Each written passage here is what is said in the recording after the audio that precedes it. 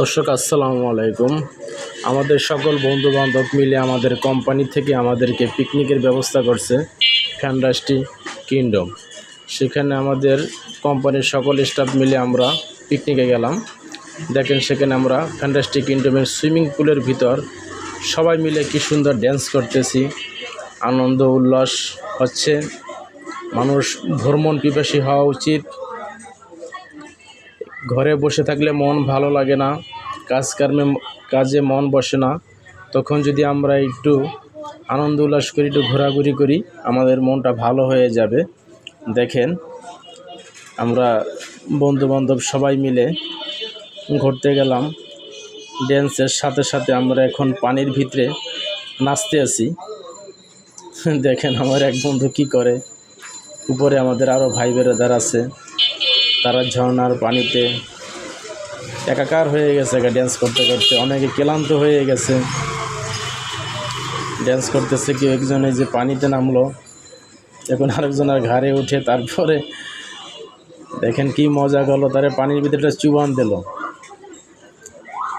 এই যে আবার একটা লেডিস আসছে তার ভাইকে নেওয়ার জন্য। তার ছোট ভাই গোসল করতেছে, তাকে সরাই নিতেছে যে আসো, এত ডুবান যাবে না, এত গোসল করলে তোমার ঠান্ডা লেগে যাবে। ওখানে আরেকজন লেডিস গিয়েছে, সে ঝর্ণার পানিতে এখন স্নান করবে। হ্যাঁ, তো গুড লিভেন্ট হয়ে গেল। দর্শক আসসালামু আলাইকুম।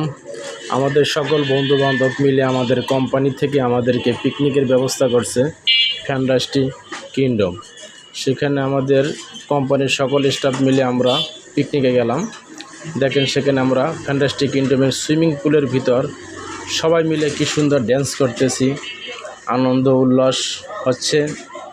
মানুষ ভ্রমণ পিপাসী হওয়া উচিত। ঘরে বসে থাকলে মন ভালো লাগে না, কাজে মন বসে না।